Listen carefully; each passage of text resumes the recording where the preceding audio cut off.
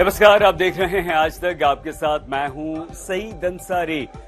News room live में आपका स्वागत। यहां से और दिल्ली दंगे यानी कि जहांगीरपुरी की ग्राउंड रिपोर्टिंग सीधे अर्पिता के साथ, हम पांचों एंकर्स के साथ। नमस्कार, आपके साथ मैं हूं मलिका मल्होत्रा। हम 4 एंकर्स यहां न्यूज रूम में मौजूद हैं और हमारी साथी अर्पिता आर्य आप वहां मौजूद है दिल्ली में जहां हिंसा हुई।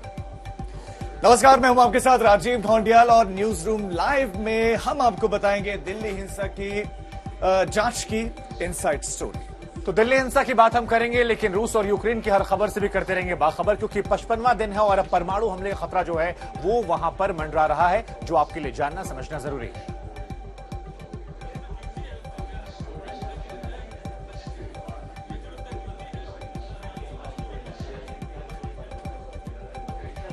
नमस्कार, आपके साथ मैं हूं अर्पिता आर्य। मैं जहांगीरपुरी में इस वक्त मौजूद है और मेरे पीछे अगर आप देखेंगे तो यहाँ देखिए किस तरीके से मंदिर और मस्जिद आपको साथ ही साथ नजर आएगा। ग्राउंड से आप तक पल पल अपडेट हम पहुंचा रहे हैं, लेकिन सबसे पहले शुरुआत बड़ी खबर के साथ कर लेते हैं। बड़ी खबर आ रही है, बड़ी खबर ये कि जो मिस्ट्री कॉल थी अब उसके इर्द गिर्द जांच आगे बढ़ती हुई नजर आ रही है। वो मिस्ट्री कॉल जिसके बारे में कहा जा रहा है कि सिर्फ एक कॉल के साथ ही 2, 4, 5 लोग वहां इकट्ठा होते हैं और उसके बाद पथराव और हिंसा की शुरुआत हो जाती है। अब वो मिस्ट्री कॉल किसने किसको की, कब की, कितनी देर की चली और ये साजिश जिसकी अभी सामने आ रही है बातें, ये साजिश रची गई तो ये कब से रची गई। वो शोभा यात्रा जिसकी इजाजत ही नहीं थी, वो शोभा यात्रा आखिरकार निकली, इसकी जानकारी इन साजिशकर्ताओं को कैसे मिली, हर एक एंगल पर देखिए जांच हो रही है। लेकिन बड़ी खबर यही है, ये एक कॉल है, उस कॉल को भी खंगाला जा रहा है कि ये किससे बात हुई है और इस बातचीत के आधार पर अब तय होगा कि क्या आने वाले दिनों में कुछ और गिरफ्तारियां भी हो सकती हैं, क्योंकि 24 लोगों की गिरफ्तारियां हुई हैं। अभी और लोग भी यहाँ रडार पर हैं, जल्द ही उनसे गिरफ्तारी भी हो सकती है उनकी। जहांगीरपुरी में मैं सुबह से रिपोर्टिंग कर रही हूँ और यहाँ से पल पल की अपडेट हमने आप तक पहुँचाई है। डिप्लॉयमेंट यहाँ पर बढ़ा है, पुलिस की तैनाती यहाँ पर बढ़ा दी गई है स्थिति पर नजर रखने के लिए। चारों तरफ से आप एक तरीके से कहिए, मेरे पीछे जो आप देख रहे हैं, अगर तस्वीरों में आपको दिख रहा होगा, मंदिर और मस्जिद के बीच आपको दूरी तो यहाँ से कम ही दिख रही होगी, मंदिर और मस्जिद के बीच, लेकिन जो 16 अप्रैल को हुआ उसने दूरियां लोगों के बीच में बहुत ज्यादा बढ़ा दी। अब हालात यहाँ पर नियंत्रण में है, पुलिस की तैनाती है, लोगों को घर पर ही रहने के लिए कहा गया है, बैरिकेड्स लगा दिए गए हैं। जो जिस इलाके का रहने वाला है उसे खास तौर पर कहा गया है कि अपने ही इलाके में रहिए, दूसरे इलाके में अभी जाने की जरूरत नहीं है। तो ये एहतियाती कदम यहाँ उठाए गए हैं। साथ ही साथ अब फॉरेंसिक टीम, जिस तरीके से आपने वो तस्वीरें भी आज तक पर देखी होंगी, फॉरेंसिक टीम यहाँ पर पहुंची, एक एक सबूत खंगाला गया, एक एक चीजों को पैनी नजर से देखा गया, कौन इसके पीछे हो सकता है, उन सब पर इस वक्त देखिए आपको बता दें एक और जानकारी आ रही है। पुलिस की तरफ से जो रिपोर्ट दर्ज की गई है वो भी गृह मंत्रालय को दे दी गई है, उसमें भी साजिश की बात की गई है और उसमें भी इस बात का जिक्र है कि अंसार के पास आखिरकार हथियार इन लोगों के पास कैसे पहुंचा, इनके पास किसके फोन आए थे, उन फोन डिटेल को खंगाला जा रहा है, क्या कनेक्शन उससे जुड़ते हैं, उस पर भी अब आगे चर्चा चल रही है और आगे सुराग तलाशे जा रहे हैं और आगे तफ्तीश भी जारी है।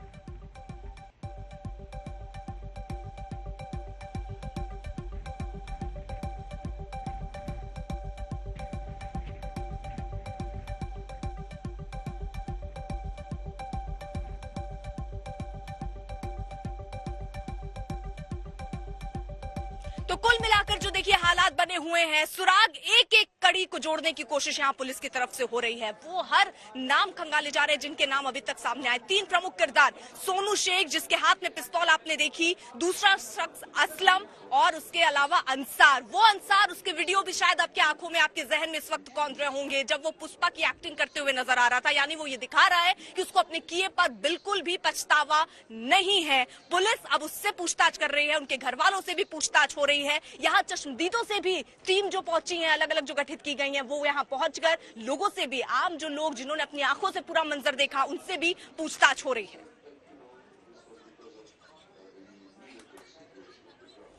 बिल्कुल ठीक कह रही हैं अर्पिता आप, लेकिन जो वीडियो सामने आया है और जो खुलासे हो रहे हैं, रात 2:11 हिंसा से पहली वाली रात, और ये वीडियो बड़ा खतरनाक है। सीधे मिलन शर्मा हमारी संवाददाता के पास हम आपको लिए चलते हैं, जो इस वक्त जहांगीरपुरी में ही मौजूद है। मिलन, ये कितना महत्वपूर्ण वीडियो है, कितना बड़ा सबूत है, पुलिस को साजिश की तह तक पहुंचने में कितनी मदद मिलेगी?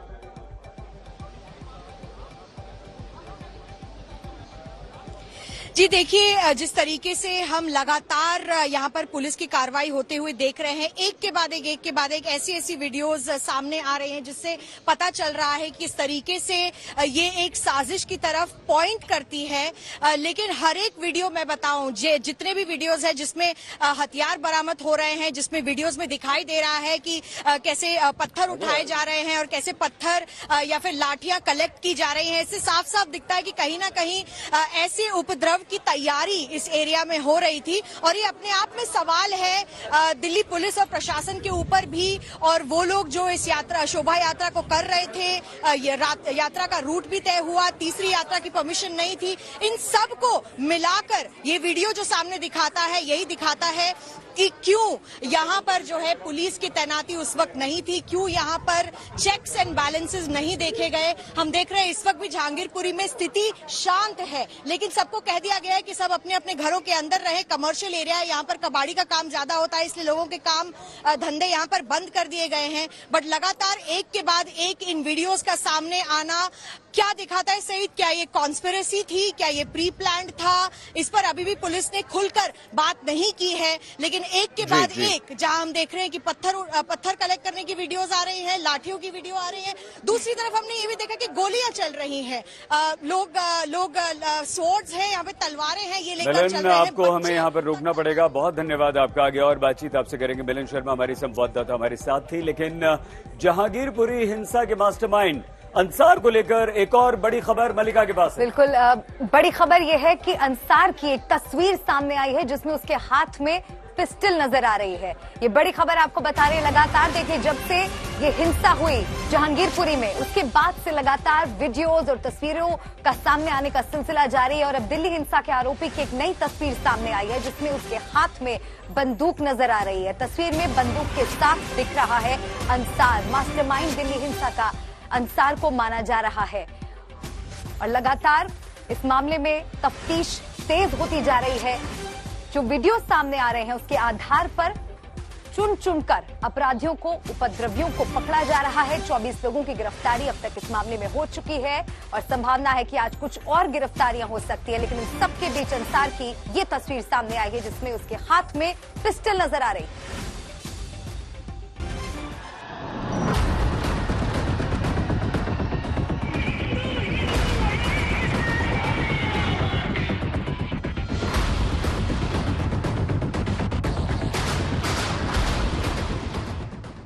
तो ये हिंसा एक फोन से शुरू हुई तो एक फोन कॉल ने दिल्ली को सुलगा दिया।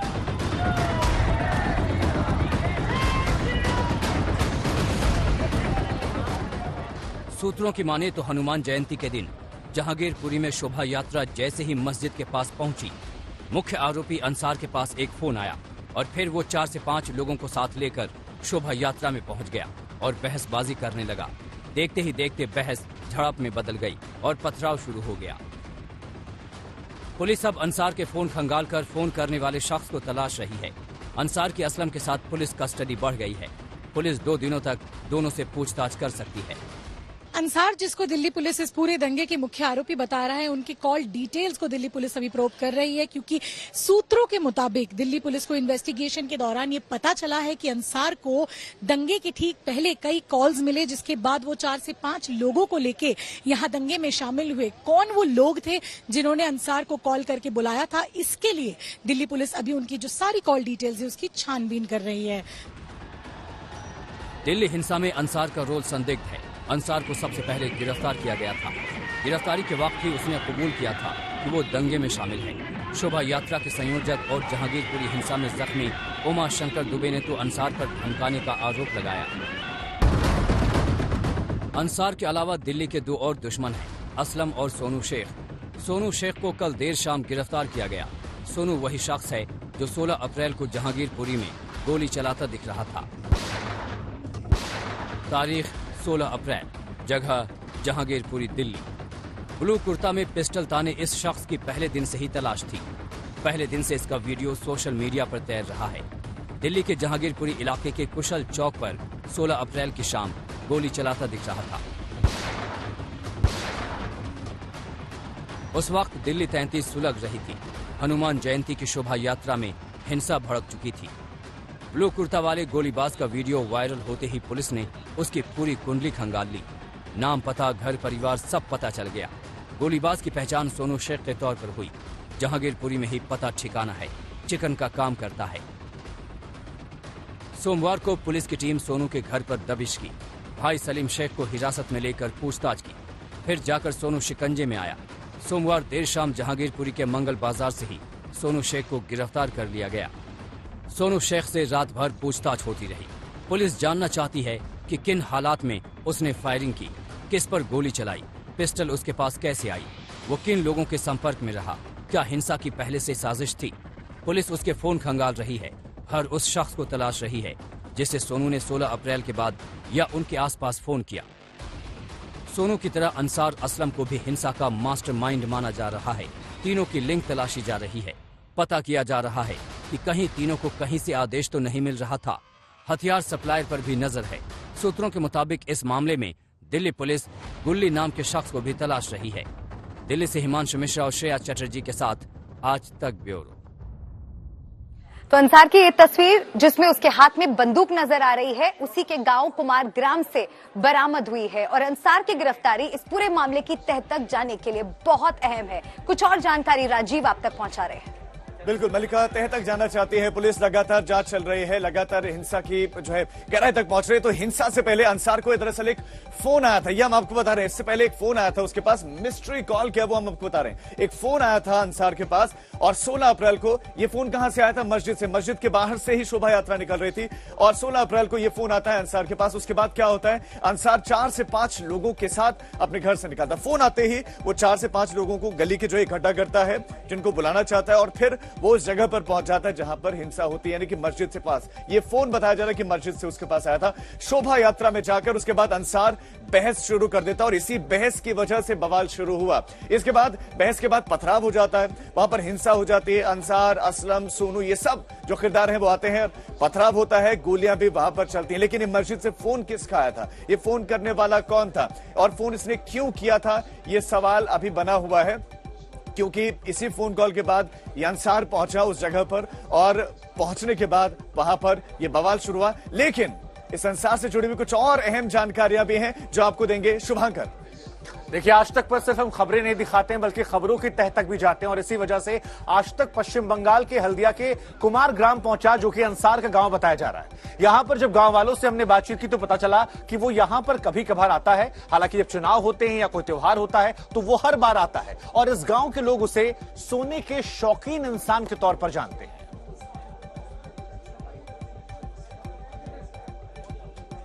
दिल्ली के जहांगीरपुरी हिंसा में गिरफ्तार मुख्य आरोपी अंसार की जड़ों को खोजते हुए हम पहुंच चुके हैं पश्चिम बंगाल के हल्दिया में। और हल्दिया में एक गांव है कुमार ग्राम, जहां तक अंसार की जड़ें आ रही हैं और पिछले 25-30 सालों से उसका इस गांव से नाता है। उसका वोटर आईडी कार्ड जो है वो भी यहीं का है। फिलहाल हम ये जो घर दिखा रहे हैं, इस घर को ध्यान से देखिए। अंसार ने ये घर बनवाया था काफी साल पहले। ये दरअसल उसकी ससुराल का गांव है, उसकी जिससे शादी हुई है उसका गांव यहां पर है। एक लौती लड़की होने की वजह से वो एक तरह से घर का ही बेटा हो गया और इस गांव में हमेशा उसका आना जाना लगा रहा। गांव के लोग जब हम यहां पहुंचे तो उनका कहना है कि अंसार हर साल यहाँ पर आता था, खास तौर पर ईद के समय में। अंसार लास्ट कब आया था यहाँ पे? एक महीना पहले। आपसे बातचीत हुई थी? मुलाकात हुई थी। क्या बातचीत हुई थी? काम के बारे में बातचीत हुई थी, कैसे है, ठीक है, सब कुछ बातचीत हुई। फिर काम के बारे में घर चला गया, दिल्ली चला गया। वो क्या काम करते हैं वहाँ? वो कबाड़ी का काम करता है, स्क्रैप का बिजनेस करता है। उनका पूरा पुराना बिजनेस है? पुराना स्क्रैप का है, मोबाइल का है। अच्छा, मोबाइल का शॉप है। ये इस गाँव में कब से आप उनको देख रहे हैं? हम तो छोटा से देख रहे हैं, बचपन से? हाँ, बचपन से। वो उनका जन्म तो यहाँ नहीं है? जन्म यहाँ नहीं है, वो यहाँ पर ससुराल है उसका। नाना का घर वो मैथादौल में है। इस गांव के उप प्रधान है, उनसे बात करते हैं। आप तो मुलाकात होती रहती होगी? हमारे साथ होती है, जब आते हैं उस टाइम हमारे साथ मुलाकात करके तब जाता है। तो आपने हल्दिया से देखा किस तरह से वो यहां पर आता था, उससे जुड़े लोगों की हमने बातचीत आपको सुनवाई। लेकिन इस बातचीत को जो आपने वेस्ट बंगाल सुना उसको बेहतर समझना आपको ग्राउंड जीरो से पड़ेगा, जहां पर मेरे सहयोगी अर्पिता मौजूद हैं।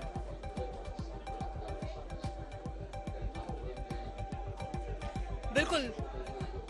तो देखिए, यहाँ जहांगीरपुरी में जो हालात बने हुए हैं वो अभी फिलहाल नियंत्रण में हैं। लोगों को अपने घरों में ही रहने के लिए कहा गया है, लेकिन जो वीडियो सामने आ रहे हैं वो हर बार चौंका रहे हैं, क्योंकि अंसार का जो वीडियो सामने आया वो आपने आज तक में देखा किस तरीके से वो अभी भी इस तरीके से दिख रहा है जैसे उसमें बिल्कुल भी शर्म नहीं रह गई हो। लेकिन इस तरीके के हालातों के बीच अब सियासत भी जमकर तेज हो रही है, क्योंकि देखिए यहाँ बयानबाजियों का दौर शुरू हो चुका है। कई बयानबाजियां आ रही हैं, बावजूद इसके अब एफआईआर भी दर्ज हो गई है। एफआईआर अब उन पर दूसरी दर्ज हुई है जिन्होंने बिना इजाजत के शोभा यात्रा निकाली थी। विश्व हिंदू परिषद और बजरंग दल के वो लोग जिन्होंने इसका आयोजन किया, हालांकि वो ये दावा कर रहे हैं कि उन्होंने परमिशन ली थी, इजाजत लेने के बाद ही शोभा यात्रा शाम वाली जब ये हंगामा हुआ उन्होंने निकाली। लेकिन पुलिस ने साफ तौर पर कह दिया है कि इजाजत इसकी नहीं ली गई थी, बिना इजाजत के ये शोभा यात्रा निकाली गई है। दिल्ली की जहांगीरपुरी में इस वक्त स्थिति पूरी तरह से नियंत्रण में जरूर है, लेकिन पुलिस सवालों के घेरे में है। बहुत सारे सवाल पुलिस पर उठ रहे हैं। बिल्कुल, और देखिए 3 दिन के बाद ये दूसरी एफआईआर अब दर्ज हुई है वो उन लोगों पर जिन्होंने आयोजन किया। बार बार ये बातें कही जा रही हैं कि 2 शोभा यात्रा यानी सुबह और दोपहर में हो चुकी थी। शाम वाली शोभा यात्रा में जो 5:30 और 6 बजे का वक्त बताया जा रहा है, उसी समय कहा जा रहा है ये हंगामा हुआ था। और वो हंगामा इसलिए हुआ क्योंकि शोभा यात्रा की इजाजत भी नहीं थी। आखिर बिना इजाजत के वो शोभा यात्रा क्यों निकली? अब वीएचपी और बजरंग दल के नेता ये कह रहे हैं कि उन्होंने इजाजत ली थी, अगर इजाजत नहीं ली होती तो इतने पुलिस वाले भी उस समय उनके साथ नहीं मौजूद होते। वो अपनी दलील दे रहे हैं, लेकिन फिलहाल दूसरी एफआईआर भी दर्ज हो गई है।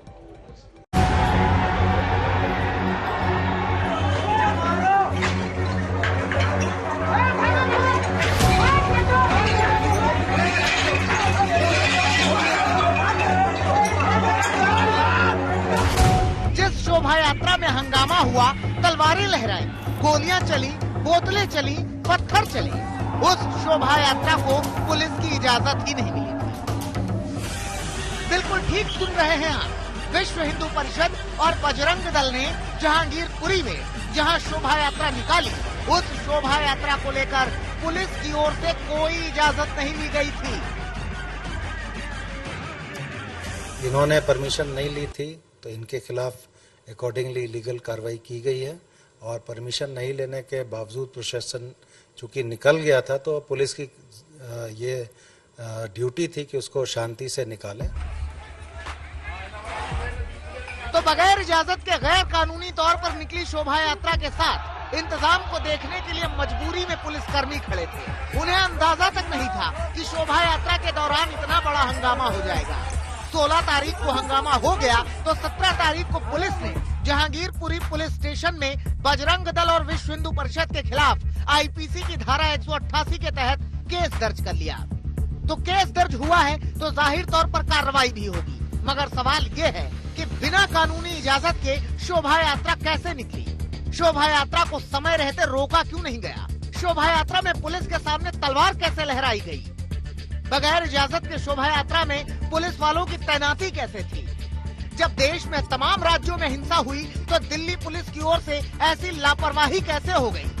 क्या बाकी राज्यों में हुई हिंसा से दिल्ली पुलिस ने कोई सबक नहीं लिया? दिल्ली पुलिस पर गंभीर सवाल उठ रहे हैं, मगर दिल्ली पुलिस के सबसे बड़े कोतवाल अपने पुलिसकर्मियों की पीठ थपथपा रहे हैं।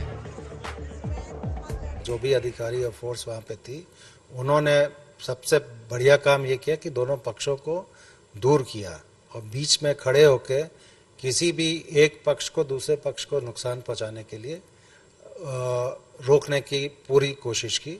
दूर से पत्थरबाजी हुई, दूर से बॉटल थ्रोइंग हुई, फायरिंग भी दूर से ही हुई, और जो भी इंजरी हुई खुद पुलिस कर्मियों ने अपने ऊपर लिया, अपने ऊपर झेला। इसमें 8 पुलिसकर्मी घायल हुए हैं और 1 सिविलियन घायल हुआ है। इसी से जाहिर होता है कि पुलिस बीच में थी और सिचुएशन को हैंडल इफेक्टिवली कर रही थी। पुलिस कमिश्नर भले ही अपने पुलिसकर्मियों की तारीफ करें, मगर अब ये सियासी मुद्दा है कि बगैर इजाजत के शोभा यात्रा निकली कैसे? जब बगैर पुलिस परमिशन के इस तरह का यात्रा निकालते हैं और उसमें हथियार होते हैं, तलवारें होती हैं, पिस्टल होता है, कंट्री मेड पिस्टल होते हैं, पिस्टल होता है, तो फिर ये पुलिस क्या खामोश तमाशे बनकर बैठी थी कि पुलिस गूंगी हो गई थी, अंधी हो गई थी पुलिस, कि कैसे आपने निकालने दिया बगैर परमिशन के आपके। ये अपने आप में हैरान करने वाला है कि बगैर कानूनी इजाजत के शोभा यात्रा निकल पड़ती है और दिल्ली पुलिस मूक दर्शक बनी सब कुछ देखती रहती है। कार्रवाई तब होती है जब 8 पुलिसकर्मी अस्पताल की चारपाई पर पहुंच जाते हैं और एक पूरा इलाका दंगे की चपेट में आ जाता है।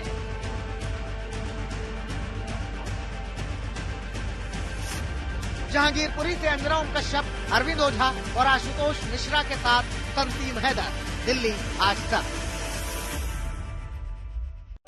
कोरोना का खतरा एक बार फिर से बढ़ने लगा है, कोरोना डराने लगा है और दिल्ली एनसीआर में लगातार कोरोना के मामले बढ़ रहे हैं। ज्यादा खबर, जिस रफ्तार से देश भर में कोरोना के मामले बढ़ रहे हैं वो बेहद चिंताजनक है और दिल्ली एनसीआर की अगर बात की जाए तो पॉजिटिविटी रेट में भी बढ़त देखने को मिल रही है, जो अब 7.7% तक पहुंच चुकी है। लगातार कई गुना मामलों में इजाफा देखने को मिल रहा है।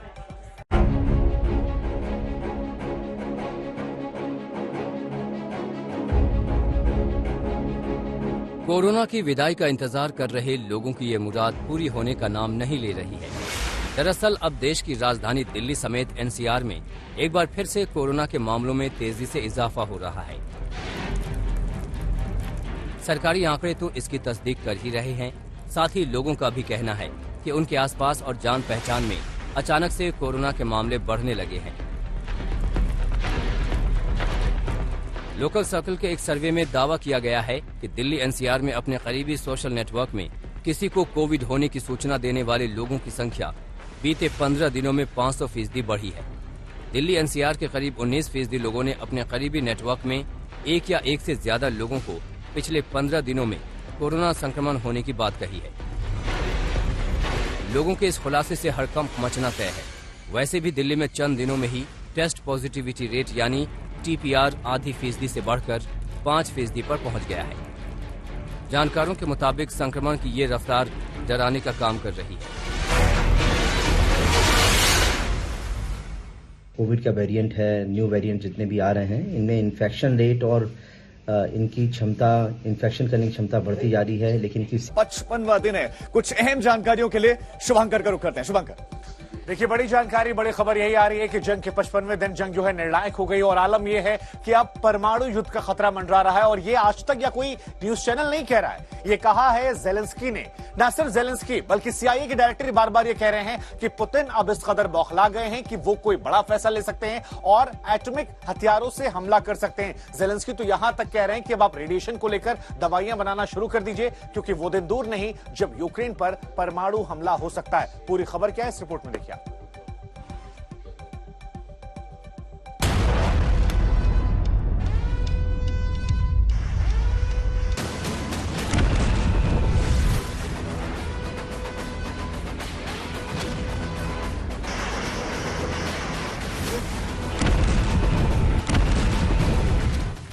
क्या एटमी अटैक का टाइम फिक्स हो गया है?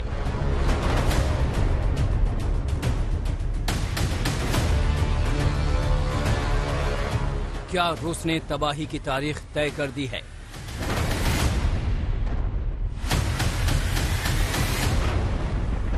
क्या यूक्रेन में विनाश का चैप्टर शुरू होने वाला है?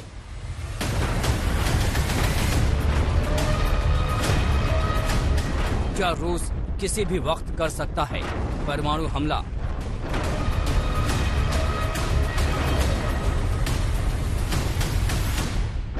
रूस ने कर ली है यूक्रेन पर फाइनल अटैक की तैयारी।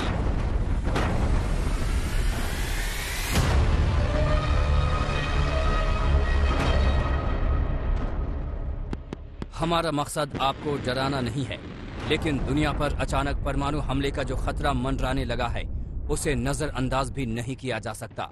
रूस और यूक्रेन की जंग पर पैनी नजर रखने वाले युद्ध के जानकारों ने तो यूक्रेन पर रूसी परमाणु हमले की तारीख भी बता दी है और इस तारीख के हिसाब से रूस और यूक्रेन की जंग में वो वक्त अब बेहद नजदीक आ चुका है जिसमें विनाश और विध्वंस की कड़ी जुड़ने वाली है।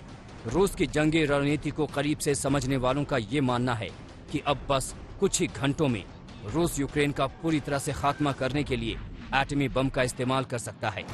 दूसरे लफ्जों में कहें तो करीब 2 महीने से छिड़ी हुई रूस और यूक्रेन की जंग में अब कभी भी परमाणु हथियारों का इस्तेमाल हो सकता है।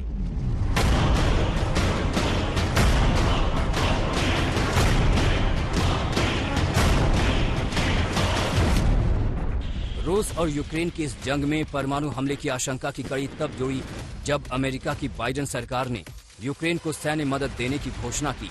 अमेरिका ने रूस से लड़ने के लिए यूक्रेन को करीब 80 करोड़ डॉलर की सैन्य मदद दी है।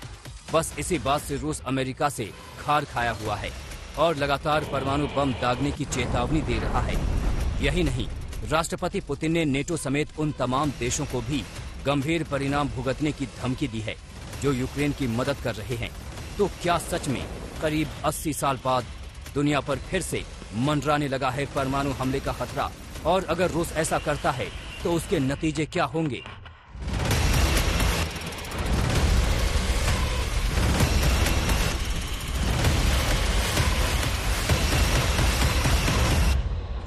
रूस की तरफ से परमाणु हमला किए जाने की आशंका के बाद यूक्रेन के राष्ट्रपति वोलोदिमीर ज़ेलेंस्की के माथे पर शिकन बढ़ गई है।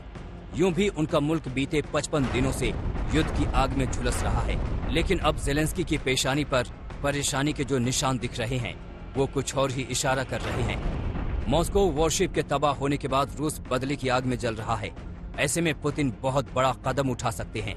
ये दावा खुद ज़ेलेंस्की ने भी किया है। राष्ट्रपति वोलोदिमीर ज़ेलेंस्की ने दुनिया को रूस के परमाणु हमले को लेकर चेतावनी दी है। उन्होंने कहा कि हमें उस पल का इंतजार नहीं करना चाहिए जब रूस परमाणु हथियारों का इस्तेमाल करने का फैसला करे। इसके लिए हमें पहले से तैयारी करनी चाहिए। वो किसी भी हथियार का इस्तेमाल कर सकते हैं। मैं इसको लेकर पूरी तरह से आश्वस्त हूँ।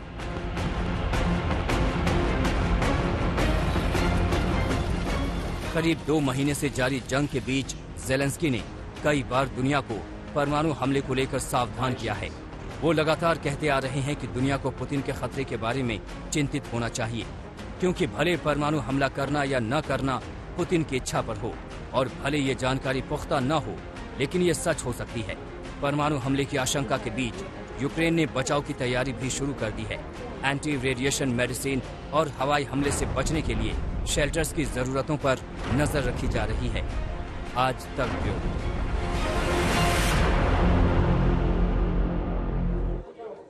तो क्या इतिहास खुद को दोहराने वाला है? क्योंकि पहला विश्व युद्ध हो या दूसरा, वो भी शुरू ऐसे ही हुआ था। बाद में दुनिया उसमें शामिल हो गई, दुनिया जंग की आग में झुक गई। सही।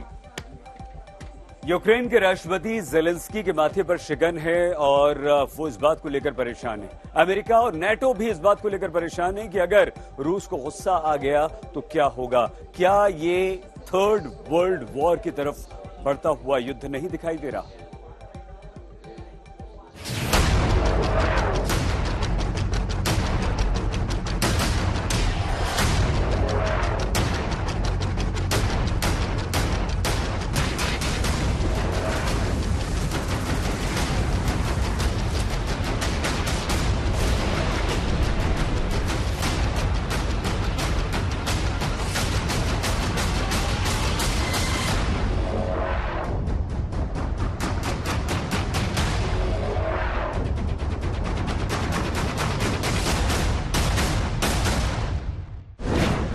टैक्टिकल न्यूक्लियर वेपन का हो सकता है इस्तेमाल।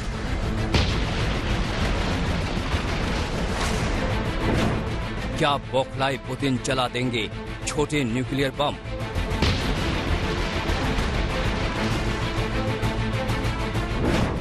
यूक्रेन की सीमा के पास उड़ते दिखे 4 परमाणु बॉम्बर।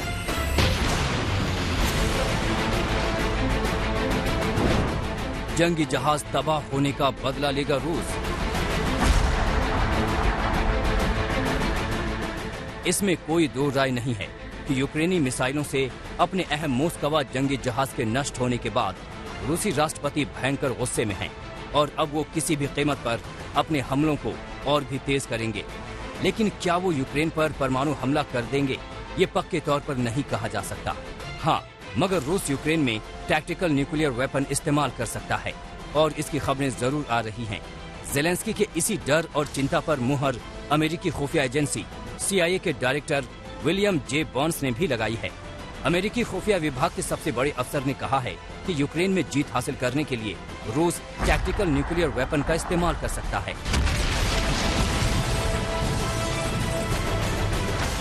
ज़ेलेंस्की हो या फिर विलियम जे बर्न्स, दोनों की चिंता या डर के पीछे कोई बड़े कारण हैं। एक्सपर्ट्स का मानना है कि ऐसी कई वजहें हैं जिनकी वजह से रूस यूक्रेन के खिलाफ छोटे परमाणु बमों यानी टैक्टिकल न्यूक्लियर वेपन का इस्तेमाल कर सकता है। इनमें पहला ये कि यूक्रेन के खिलाफ हमले शुरू होते ही रूसी राष्ट्रपति पुतिन ने धमकी दी थी कि उनके न्यूक्लियर वेपन तैयार हैं। यूक्रेन को न जीत पाने की झुंझलाहट में रूस टैक्टिकल परमाणु हथियारों का इस्तेमाल कर सकता है। यूक्रेन के खिलाफ जंग में उम्मीद के मुताबिक कामयाबी नहीं मिलने से रूस की सुपर पावर इमेज को धक्का लगा है। अपनी इमेज बचाने के लिए रूस छोटे परमाणु हथियारों का इस्तेमाल करके यूक्रेन को झुकाने की कोशिश करेगा। अमेरिका और नेटो देशों से यूक्रेन को मिल रही हथियारों की मदद से रूसी राष्ट्रपति पुतिन नाराज हैं। नेटो को सबक सिखाने के लिए रूस यूक्रेन के खिलाफ टैक्टिकल परमाणु वेपन इस्तेमाल कर सकता है। अमेरिका और नाटो भी इस बात से डरे हुए हैं, घबराए हुए हैं कि अगर पुतिन को गुस्सा आ गया मलिका तो क्या होगा। और इस युद्ध का एक पहलू ये भी है कि रूस के राष्ट्रपति पुतिन ने खुद कभी ये सोचा नहीं होगा कि ये जंग इतनी लंबी खिंच जाएगी। 55 दिनों तक रूस जैसी महाशक्ति का सामना यूक्रेन इतनी दलेरी के साथ करेगा, ऐसी उम्मीद यूक्रेन को खुद भी नहीं थी।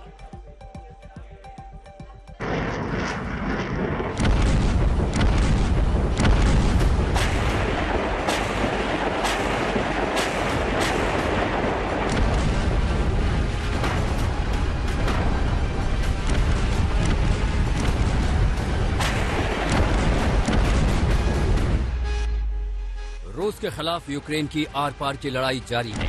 इन सब के बीच जो खबर पुतिन एंड टीम को परेशान कर रही है वो है यूक्रेन को दुनिया भर से मिल रही मदद। जंग के 55वें दिन भले ही रूस यूक्रेन पर हमले किए हैं, लेकिन जमीन, जज्बात और जिद की इस लड़ाई में यूक्रेन भी पीछे नहीं है।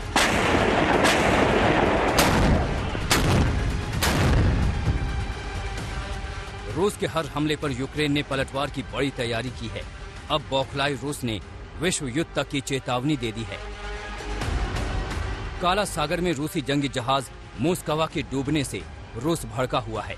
रूस ये मान रहा है कि इस हमले में यूक्रेन को पश्चिमी देशों ने पूरी खुफिया जानकारी मुहैया कराई, यूक्रेन को हथियार उपलब्ध कराए गए और नतीजा मोस्कवा के डूब जाने के तौर पर सामने आया। रूस की साख के लिए ये बहुत बड़ा झटका था। इस चोट के बाद पुतिन और उनके सेनापतियों का खून खौल रहा है और अब इसमें आग में घी डालने का काम किया है यूक्रेन को मिलने वाली सैन्य मदद ने, जो रूस के खिलाफ इस जंग में अमेरिका और पश्चिमी देश यूक्रेन को लगातार कर रहे हैं।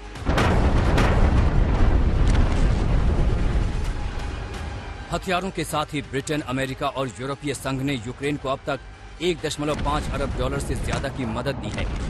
यूरोपियन यूनियन ने ताज़ा फैसले में यूक्रेन को 50 मिलियन यूरो की मदद दी है।